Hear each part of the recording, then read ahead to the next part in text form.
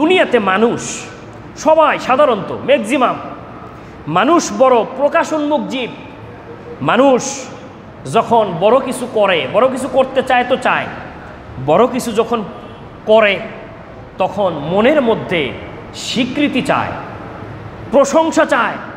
বড় ব্যবসায়ী হলে মানুষ তাকে ডাকুক, বড় ব্যবসায়ী বলে ডাক দেও, চায় কি চায় না? এরকমভাবে যদি কেউ অনেক দামি চাকরি করে, মানুষ তাকে সম্মান করুক, প্রশংসা করুক, তাকে দাওয়াত দেও, হ্যাঁ, সামনে ডাক দিয়ে আনুক, এগুলো তার ভিতরে কি? এগুলো চায়। এগুলো পৃথিবীর মানুষ, এই যে প্রশংসা, মানুষের প্রশংসা, এটা খুব পাইতে চায়।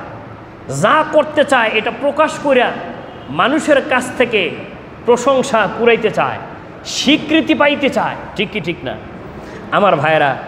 দেখেন, আমি যদি আপনাদেরকে একটা প্রশ্ন করি আজকে, মনে করেন একেবারে পৃথিবীর মধ্যে শ্রেষ্ঠ কোনো শাসক, সে পৃথিবীর ভিতরে সবচেয়ে বড় একটা দালান করবে, বিল্ডিং করবে। পৃথিবীর মধ্যে অনেক বড় একটা বিল্ডিং আছে দুবাইতে, যেটাকে বুর্জ আল খলিফা বলা হয়।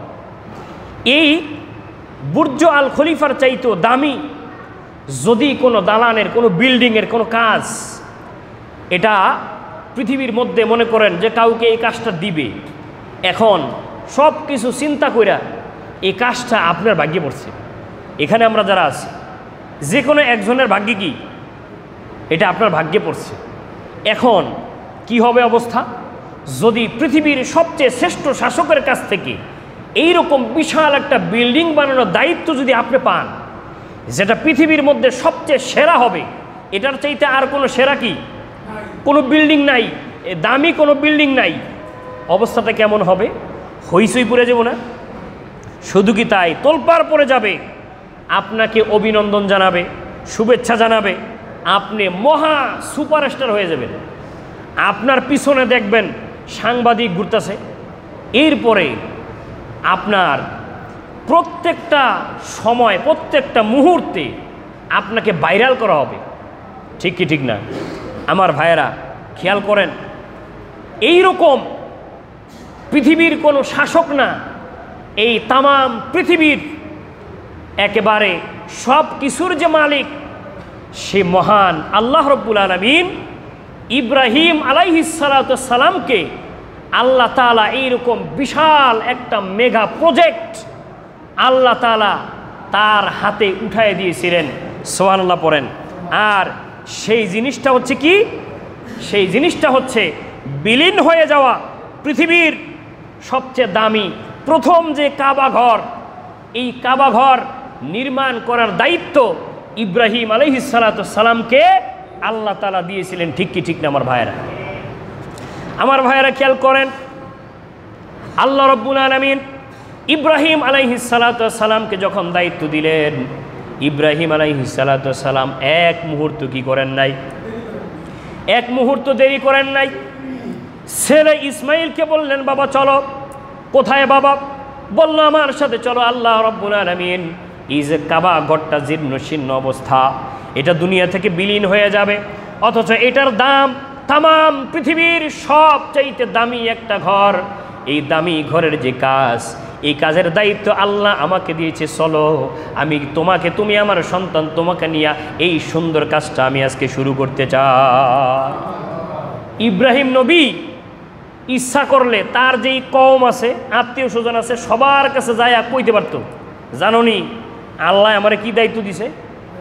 হ্যাঁ বলছে, যায় নাই, যায় তো যায় নাই। ইব্রাহিম আলাইহিস সালাতু ওয়াস সালাম কাজের সামনে গিয়া, কাবাঘর যেখানে তৈরি করবে ওই জায়গায় গিয়া ছেলের কয়, আমার পাশে বসো, তারপরে এবার আমার সাথে হাত তোলো। কি করবে? কার কাছে? আল্লাহ রব্বুল আলামিনের কাছে হাত তুললেন। ইব্রাহিম আলাইহিস সালাতু ওয়াস সালাম হাত তোলার সাথে সাথে আল্লাহর কাছে যেই দোয়াটা করলেন, ইব্রাহিম আলাইহিস সালাতু ওয়াস সালাম বললেন, রব্বানা তাকাব্বাল মিন্না ইন্নাকা আনতাস সামিউল আলিম। কার কথা? আল্লাহ রব্বুল আলামিনের কাছে দোয়া করলেন। অর্থটা কি? অর্থ হচ্ছে, হে রব, হে আমার রব, আপনি আমাকে যেই কাজ করতে আমাকে আদেশ করেছেন এই কাজটা আমি করব, আপনি আমার এই কাজটাকে আপনি কবুল করে নেন। আল্লাহ, এটা আপনি কবুল করেন। এরপরে এই আয়াতের শেষে ইব্রাহিম আলাইহিস সালাম আল্লাহর দুইটা গুণবাচক নাম বললেন, ইন্নাকা আনতাস সামিউল, একটা বলছেন সামিউন, আরেকটা বলছেন কি আলিম। একটা হচ্ছে সামিউন, আরেকটা কি আলিম। এই যে আল্লাহর 99টা নাম আছে গুণবাচক, কয়টা? 99টা গুণবাচক নাম আছে, তার মধ্যে এই দুইটা নাম তিনি কি করলেন? উচ্চারণ করলেন। এই যে দুইটা নাম যে উচ্চারণ করলেন, যে বললেন, এটার মধ্যেও হেকমত আছে না নাই? কি আছে? সামনে আমরা আগাই।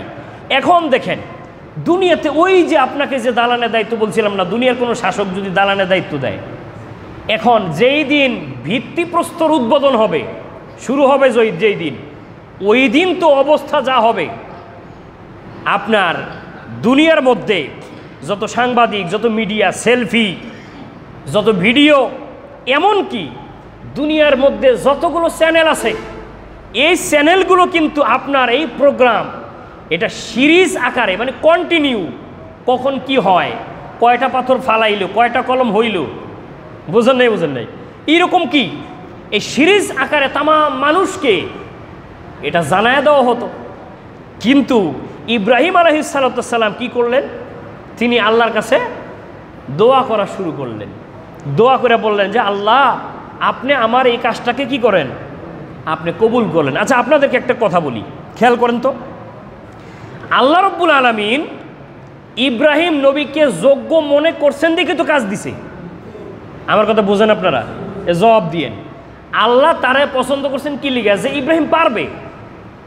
ইব্রাহিম আলাইহিস সালামকে যোগ্য মনে করছেন। আল্লাহ জানেন যে ইব্রাহিম রেদি এটা সম্ভব, এই জন্য তো আল্লাহ দিছেন। তাহলে এখানে আবার আল্লাহর কাছে কি জন্য বলার দরকার ছিল আল্লাহ আপনি কবুল করেন? ইব্রাহিম আলাইহিস সালাম যদি মনে মনে চিন্তা করতেন যে আল্লাহ আমারে তো চয়েস করছে, আমি তো নিজে চাই নাই, আল্লাহ আমারই তো কি করছে? চয়েস করছে, তাইলে আমার এখানে বলার কি আছে? আমি শুরু করে দিই। কিন্তু আমার ভাইয়েরা দেখেন, এটাই হচ্ছে বিনয় একজন ইমানদার, একজন মুমিনের, এটাই হচ্ছে আল্লাহ ভীরুতা, এটাই হচ্ছে তাকওয়া। খেয়াল করেন, দেখেন ইব্রাহিম আলাইহিস সালাম কিন্তু একটা কথা তিনি জানেন যে আমাকে যতই যোগ্য মনে করুক না কেন, কিন্তু আল্লাহর সাহায্য ছাড়া এটা আমার নিজের করা সম্ভব না। সুবহানাল্লাহ বিহামদি। আমার ভাইয়েরা, আর একটা কথা, আমি যদি কিছু করিও, এ করার যোগ্যতা দিছে কি? করার যোগ্যতা তো আল্লাহ দিছে, তাহলে আল্লাহর কাছেই তো আমাকে বলতে হবে, চাইতে হবে। এই জন্য এই কাজ করতে গিয়া ভুল হতে পারে, ত্রুটি হতে পারে। এই জন্য ইব্রাহিম আলাইহিস সালাম শুরুতে আল্লাহর কাছে কি করলেন? আল্লাহর কাছে দোয়া করে নিলেন। আমার ভাইয়েরা, এরপরে দেখেন, যেই কথাটা শুরুতে বলছিলাম যে ইব্রাহিম আলাইহিস সালাম দুইটা আল্লাহর গুণবাচক নাম এখানে উচ্চারণ করছেন, একটা হচ্ছে সামিউন, আর একটা হচ্ছে আলিম। এই যে গুণবাচক দুইটা কথা কেন বললেন, এটার ভিতরে হিকমত, সেটা হচ্ছে কি? সামিউন, এখানে কিন্তু খেয়াল করেন আমার ভাইয়েরা, ইব্রাহিম আলাইহিস সালাম বললেন যে আল্লাহ, এটা বলার পরে আপনি কবুল করেন। এরপরে ইব্রাহিম আলাইহিস সালাম বললেন, আল্লাহ আপনি সব কিছু জানেন এবং আপনি সব কিছুর ব্যাপারে কি, এটা আপনার জানা, এটা আপনার কি জানা। প্রথম বললেন আপনি সব কিছু জানেন এবং এই বিষয়ে সব ব্যাপারে এটা আপনার কি, এটা আপনার আয়ত্তের বাইরে না, আপনার আয়ত্তের বাইরে না। এই দুইটা মানে আপনি সর্বজ্ঞ, আপনি বিজ্ঞ, আপনি এই ব্যাপারে সব কিছুর ব্যাপারে কি আপনি জানেন। আমার ভাইয়েরা, কারণ কি? কারণ হচ্ছে দেখেন, আমরা দুনিয়াতে যা কিছু করি না কেন, এটার সব সময় এটার তদারকি, দেখাশোনা সব কিছু কে করে? আল্লাহ করে না? আরেকটা কথা খেয়াল করেন, এখানে ইব্রাহিম আলাইহিস সালাম আল্লাহর আরেকটা গুণবাচক নাম আছে, সেটা হচ্ছে বাসির। ইব্রাহিম আলাইহিস সালাম এখানে বলেন নাই যে ইন্নাকা আনতাল বাসিরুল আলিম, যে আপনি সব কিছু দেখেন। এই কথাটা ইব্রাহিম আলাইহিস সালাম কি করে নাই? বলে নাই। আমার ভাইয়েরা, ইব্রাহিম আলাইহিস সালাম বলছেন আপনি সব কিছু জানেন। দুনিয়াতে আপনি যা কিছু দেখবেন, যা কিছু দেখা যায়, এই দেখার মধ্যে সব কিছু সত্যি নয়। কথাটা আবার বোঝেন, দুনিয়াতে যা কিছু দেখা যায় সব কিছু কি না? আপনি দেখতেছেন একরকম, কিন্তু এটার ভিতরে ভিন্ন কোনো রকম থাকতে পারে। যে জন্য আজকে এই কথাটা, ইব্রাহিম আলাইহিস সালামের ঘটনাটা বললাম। আমার ভাইরা উদাহরণ দিই, এই এলাকার না, অন্য আর এক এলাকার অনেক বড় চৌধুরী সাপ 5 লক্ষ টাকা দিয়ে গরু কিনছে। কয় লক্ষ? কোরবানি দিবে 5 লক্ষ টাকা দিয়ে। এখন আমি মনে মনে চিন্তা করতে পারি, যাক আলহামদুলিল্লাহ, চৌধুরী সাহেবের মনটা কত ভালো, আল্লাহর জন্য 5 লক্ষ টাকা খরচ করতেছে। এই যে আমরা যেটা দেখলাম, কিন্তু চৌধুরী সাহেবের এই যে দেখানোটা, এটা কিন্তু অন্য রকম, অন্য চিন্তা ভাবনাও কি থাকতে পারে না? পারে কি পারে না? চৌধুরী সাহেবের এই যে দিলটা যে বড়, কিন্তু এখানে তার উদ্দেশ্য খারাপ হইতে, ওই যে মানুষকে দেখানো, মানুষ বলবে যে চৌধুরী সাহেব 5 লক্ষ টাকা দিয়ে কি দিছে? গরু কোরবানি দিছে। আবার এই এলাকার যত গরিব আছে সব আমার বাড়িতে আইব, আমার কাছ থেকে নিব, আমার কাছে ছোট হইব। মানে এরকম মন মানসিকতা কি থাকতে পারে কি পারে না? আমার ভাইরা, আবার এমনও হইতে পারে, সে যে 5 লক্ষ টাকা দিয়ে দিছে, ঠিক আছে, সেই টাকাটা আবার হালাল না হারাম? আপনি আমি জানি? সবার সব ইনকামের কথা কি আমরা জানি? তাহলে ওই চৌধুরী সাহেবের 5 লক্ষ টাকা এটা হারামও হইতে, তাহলে যে কথাটা বললাম, ইব্রাহিম আলাইহিস সালাম এখানে যে কথাটা বলছেন, যে ইব্রাহিম আলাইহিস সালাম বলেন না যে আল্লাহ আপনি সব কিছু দেখেন, এটা বলার প্রয়োজন নেই, আল্লাহ তো দেখে। একেবারে মূল ব্যাপার হচ্ছে ইখলাস, মনের উদ্দেশ্য, মনের নিয়াত, এটাকে আমাদেরকে কি করতে হবে? খাঁটি করতে হবে।